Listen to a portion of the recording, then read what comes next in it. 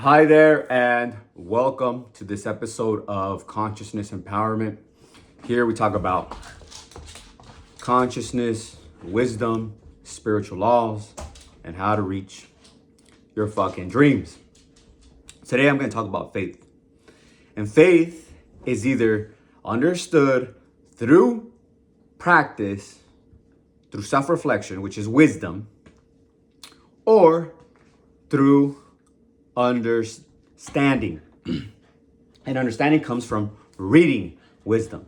So you read the wisdom and then you apply it, okay? But you still don't know how to use it, okay? I'm going to share the story of when I got incarcerated. I got incarcerated in 2008 for robbery. And I was doing it for validation. I wanted to be cool. I want to be part of the tag banging crew. I want to be cool. I want to have friends and, just want to be part of a group. And, also wanted to stand up for my friends because fucking, they're fighting all the time with other crews, other gangs. And I'm like, I want to stand up with my friends. I don't want to be like, oh, I'm not involved. I'm just like here in the back, I'm hanging out with these guys, but I'm not going to get down. I'm just going to watch my friends get jumped or watch my friends fight. No. But I digress, now as I'm older, I'm like, I don't give a F if I get validation from anyone. I have my goals, I have my vision, and those who support me, and those who don't. Okay.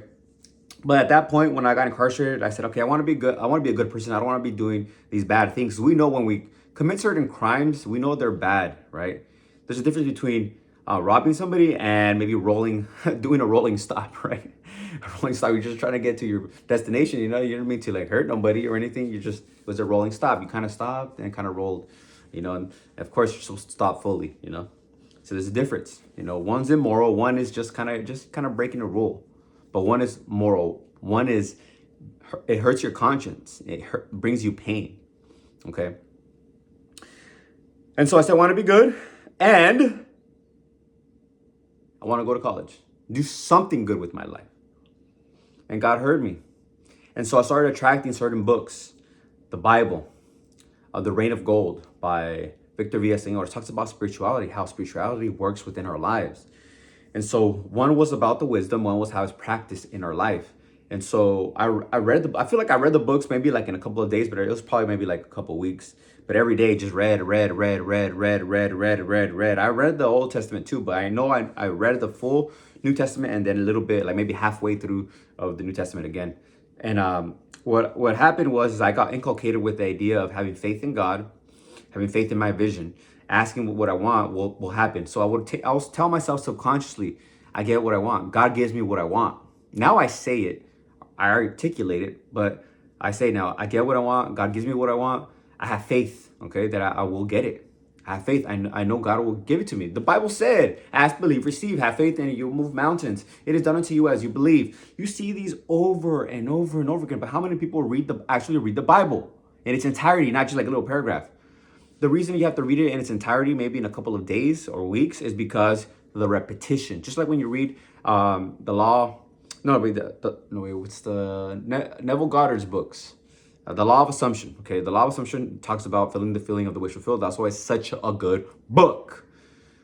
It's repeating these concepts over and over and over again, so it gets inculcated in your subconscious mind. Yeah, you have it in your conscious mind, but it's not in your subconscious mind.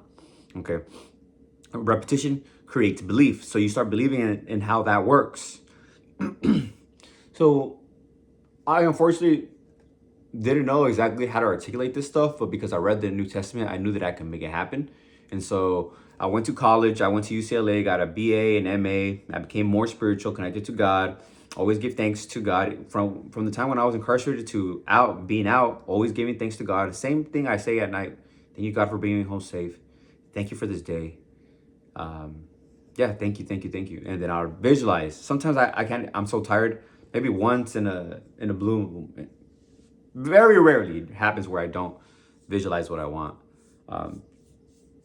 Okay. And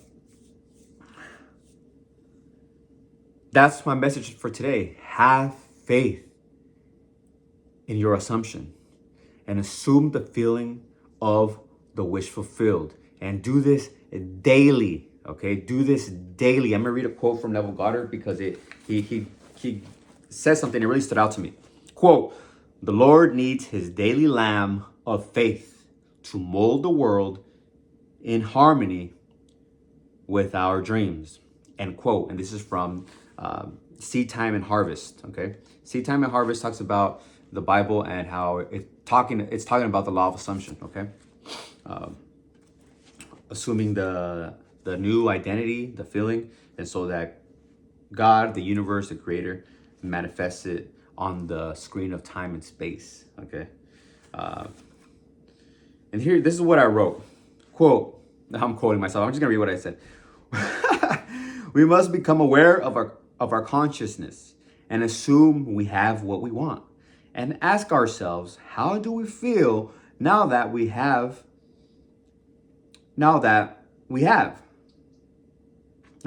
it, to capture the feeling daily. Okay, to capture the feeling.